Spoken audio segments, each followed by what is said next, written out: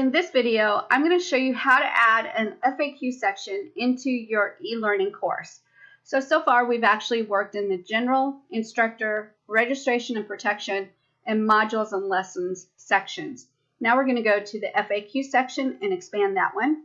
And in here we have the ability to turn the FAQ section on or off.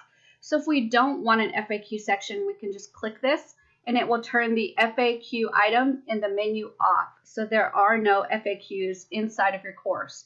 If you do want to add frequently asked questions, you can turn it on. By default, it's already on. And to add the questions in, there's two ways to do that.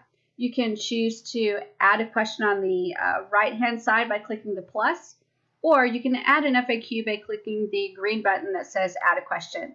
So I'm going to click Add Question.